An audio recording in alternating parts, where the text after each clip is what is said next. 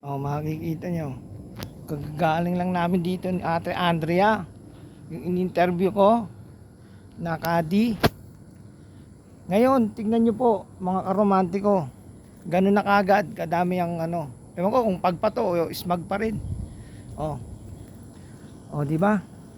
Kagagaling lang namin diyan. Oh. Kung naalala nyo, yung cable car to.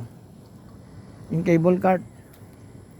Yung ayan, cable cart papuntang baba sa hall 9 daw. Oh. Makikita niyo mapag na naman bagay, sabi ni Ate Andrea, kapag pag bluish daw, smog. Kapag puti, pag na.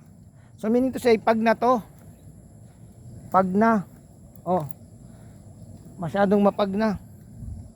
'Di ba? Makikita nyo, ito yung pag na. Pag na siya.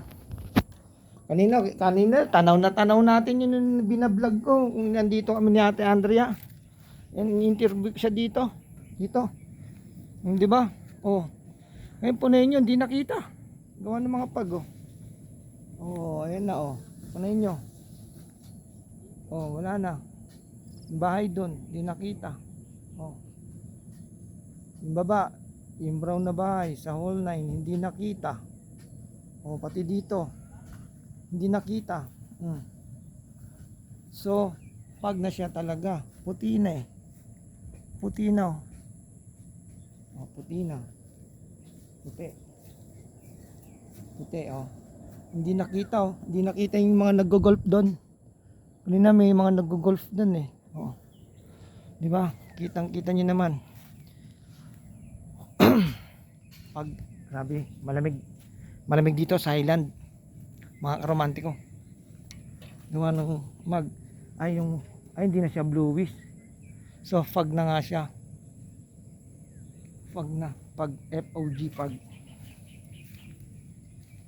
sarap umikot dito, napakaganda. Ayan, pag na, hindi na siya kita.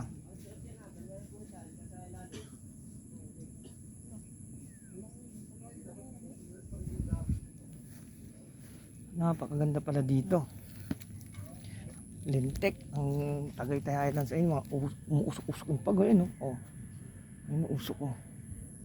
Ayun oh, ayun oh. Ayan. Kitang-kita, overview. Overlooking, looking over. Overlooking, looking over. Kitang-kita siya. Ayan. Medyo malabo gawa ng pag nga. Sarap. Yung mataas. Baba natin para kita. Yan. Kita yung mga pag. Grabe. Sarap. Dito yung mga pag. Andito sa Manila. Magkaroon ng pag. Sana ganito sa Manila. Sana ganito sa Tondo. Sana ganito sa Tondo, mga karomantiko. Basta ganun, di ba? Oh, malabo, dahil lilinawan ko lang. Sa camera ko medyo malabo. Ayun, lumiwanag. Basa pala kanina kaya malabo. Ayan. Ito naman yan, mga karomantiko. Foggy. Diba?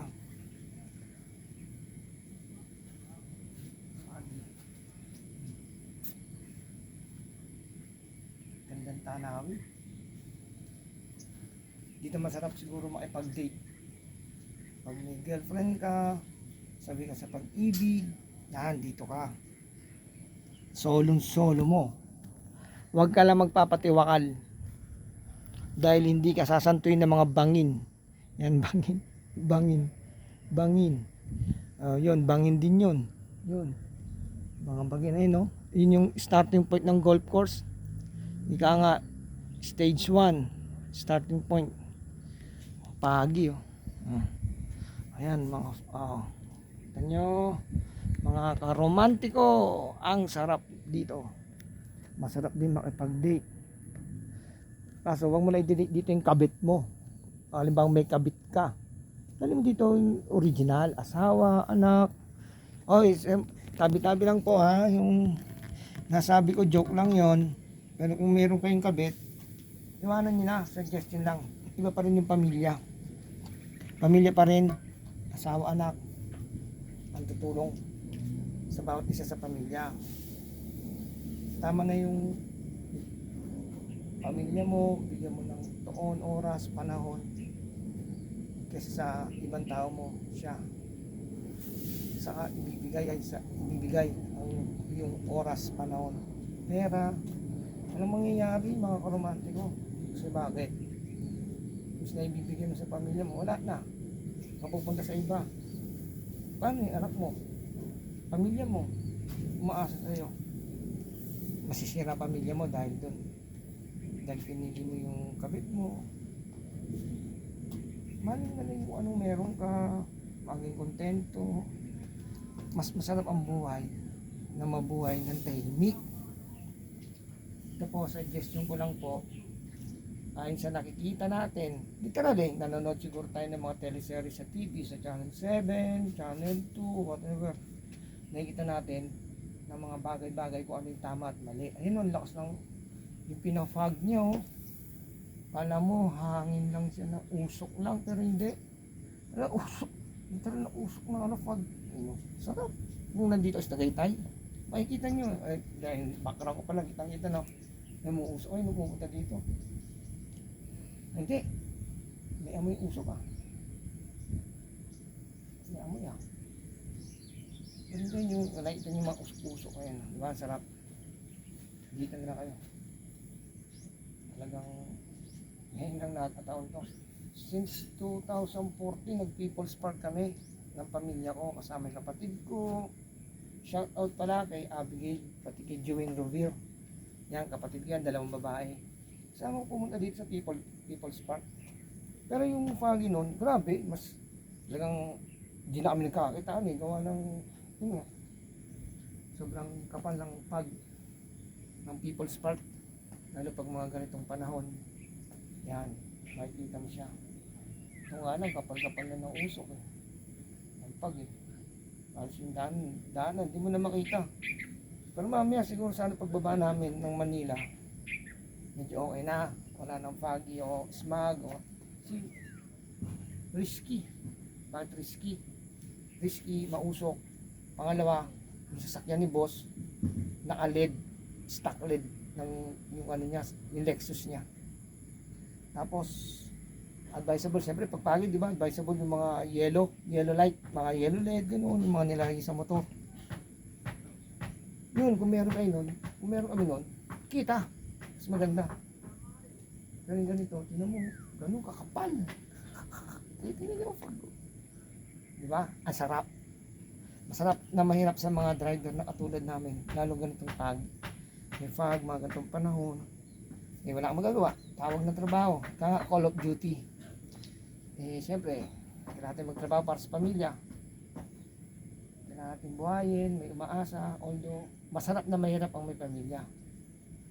Pero kung may inspirasyon ka, sa buhay mo, yun. Mas maganda, mas madali. Pero ako, hindi ako nagre-reklamo, hindi ako nagsisisi, nagkaroon akong anak. Hindi ako nagsisisi, nagkaroon ako ng asawa, anak, pamilya. Masarap. Maubos man pera ko sa pamilya ko, sa mga anak ko. Hindi naubos sa ibang bagay. Hindi naubos sa iba. Talaga masasabi mong sa akin lang. Tsaka sa asawa at anak ko.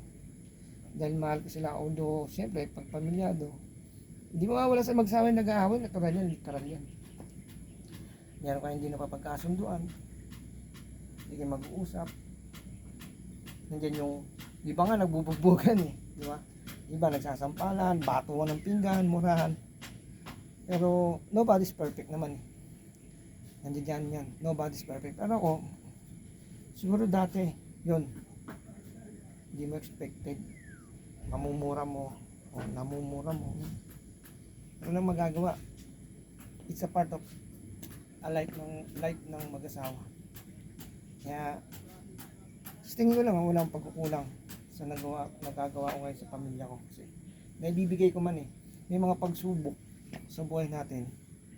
na dumarating, pero hindi pa malampasan, pero sa akin na, hindi ko siya binubuhat yung bangko ko. Naibibigay kong pangangailangan ng mga anak ko, kahit kinakapos kami, nakakatulong ako sa kapwa ko. Fire volunteer ako eh. Sa, excuse me, nakakatulong pa ako sa kapwa ko.